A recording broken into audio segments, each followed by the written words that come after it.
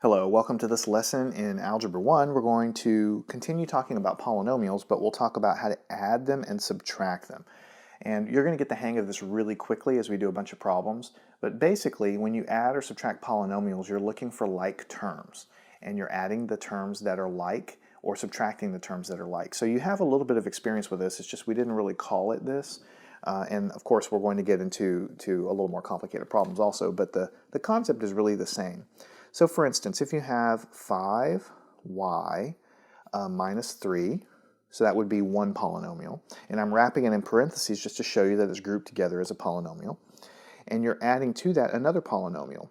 We'll call it 2y plus 9, right?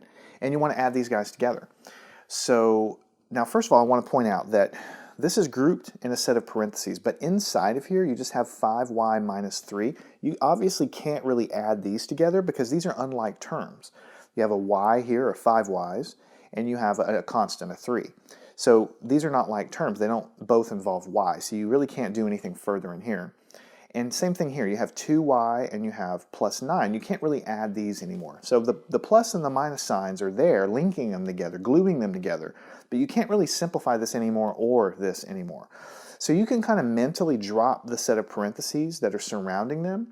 Ultimately, you can either mentally do that or you can actually write it down that way.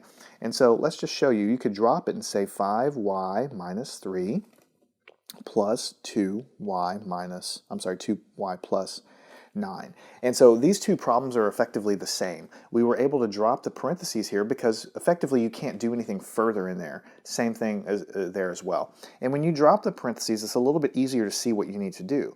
We're looking and hunting around for like terms. Here we have 5y, here we have 2y. Remember, terms are like if they contain the same variables, right? So this has a y and this has a y. And they both have numbers in front, so we're able to add those numbers because they're both talking about the same variable. So we can add them. What is 5 plus 2?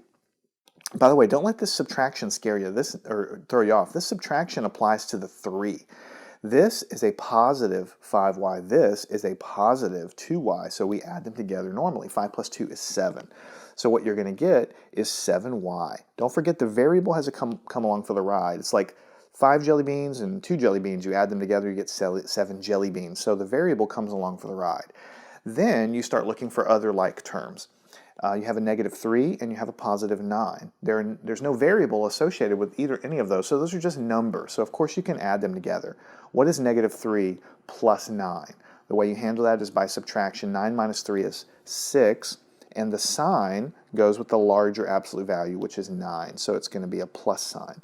So the answer to this is 7y plus 6. So congratulations, you've added together two polynomials. This is a binomial because it has two terms. This is a binomial because it has two terms, and we just added them together. So every problem we do is going to be like this. You're going to look for like terms, and you're going to add them together, and that's all that there really is to it. So to take another example, what if we had, for instance, 3x plus 8, all right, and we're going to add to it 2x minus 5, just like this. All right, so same sort of thing. So you can mentally drop the parentheses if you want, or you could just write it all out, and just for the first couple times we'll write it all out. We're able to drop them because there's nothing to do in here. You can't add these together, they're unlike. Same thing there. So you can just kind of write it all down, 3x plus 8 plus 2x minus 5.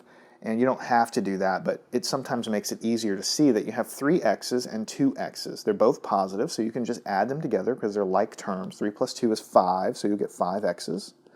And then you look, you have 8, and you have negative 5. So how do you add 8 to negative 5? Or you can read it as 8 minus 5. 8 minus 5 is just simply 3, so positive 3, and the answer is 5x plus 3. All right? So it's pretty simple. That's what we're going to be doing. You're always going to be hunting for like terms in order to add them. What if you had, let's take something a little bit bigger, what if you had 2r minus 3x plus 5 plus negative r plus 3x minus 2. So again, we're grouping in parentheses, just showing you that this is a trinomial, so 3 terms. Okay, but notice that the variable here is an r and the variable here is an x, so these aren't even the same variable, and this of course has no variable.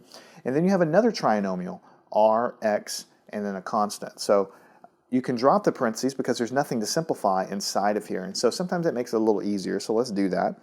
And what you'll have here is just 2r minus 3x plus 5, and then here you got to be careful because you have plus, but then you have a negative r, so it's plus negative r, which is going to be written down as just minus r, and then you have plus a 3x, so it'll be plus 3x, and then you have plus a minus 2, so it's going to be written down as just minus 2. Now, you just need to be careful. You could write this as plus negative r, and you could write this as plus negative 2, but you all know when you have plus negative something, it's the same thing as subtraction. So when you read it like this, just write it as subtraction here and here. Basically, the signs are coming from inside of there. So now that we have it all written down, we're start to hunt for these like terms. So we see that we have two r's, positive 2r, and here we have negative r. Right, so how do you add those together? You can also read it as 2r minus r, or 2 minus 1. So that's just going to give you a positive 1, or positive r in this case, because you have to keep the variable. So basically, the subtraction of 2r minus r just simply becomes r, or 1r. And what I like to do when you have lots and lots of terms like this is after I add things together, I put a little dot underneath it. And the dot reminds me that I've already handled those two terms. So now I can go and look at other things and look for other things that are similar.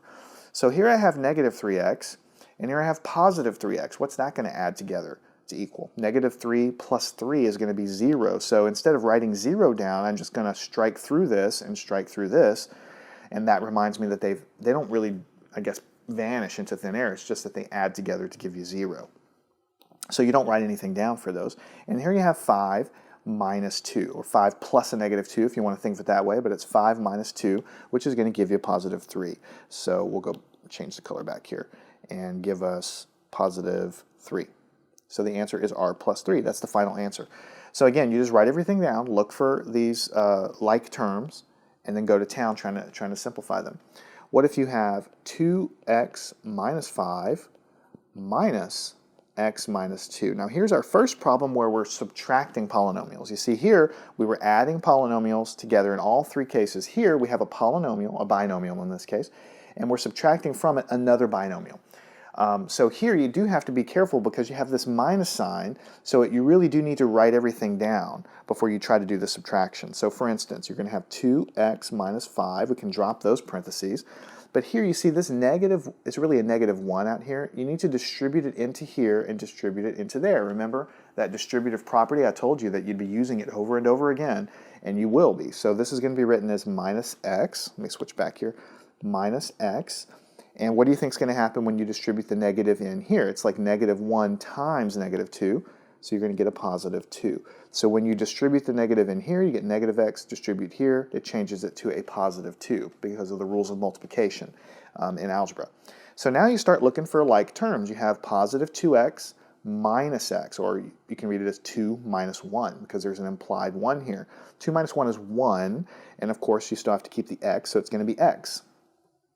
And then you have negative 5 plus 2. How do you handle that? Well, you subtract 5 minus 2 is 3, and the sign goes with the larger absolute value, which is negative 5. So it's going to be x minus 3, and that's the final answer. You have to be really careful when you're subtracting polynomials to distribute the negative sign in to get the correct sign so that you can add everything together. All right, so this will be our final lesson, or our final question in this lesson. What if we had 5x minus 3t minus 7, and we're subtracting from that x minus 2t minus 3. All right, so now we have the same sort of thing. You have two variables, an x and a t, and then of course nothing here, and you're subtracting from it another trinomial also with x's, t's, and a constant. So you need to really write everything down and distribute that negative in there. So you're going to have 5x minus 3t. We're just dropping the parentheses here because there's nothing else we can do inside. We can't actually add those things together. And we distribute this negative 1. That's going to make that negative x. And then when you distribute to the negative times negative is going to give you positive 2t. And then the same thing is going to happen here. Negative times negative 3 is going to give you positive 3. So now we can start hunting for like terms. We have a 5x and we have a minus x. So this is 5 minus 1, which is going to give you 4x. And I'm going to go ahead and put a dot under this and under this to remind myself that I've handled it. And then I'm going to look over here at negative 3t plus t, or you can read it as negative 3 plus 2. How do you handle that? You subtract them, and the sign is going to go with a larger absolute value, so it's going to be negative, well, let me change colors here. It's going to be negative 1t, so it's going to be negative t, because 3 minus 2 is 1, and the sign goes with the larger absolute value, so you have negative sign, and the t comes from the fact that we're subtracting two t's, variables that have t's there. So we've handled those two guys. Now we look for the constants, negative 7 plus 3. We've done this enough by now, you should know that that's negative 4. And we'll switch colors back to make it negative 4. So the answer to this is 4x minus t minus 4. The only thing you have to be careful of is when you're subtracting these guys to distribute this in, and of course you need to be very familiar with how to add and subtract negative and positive numbers, and that's why we spent so much time with it. Follow me on to the next lesson. We'll be doing a lot more of the same thing, just giving you more practice every step of the way.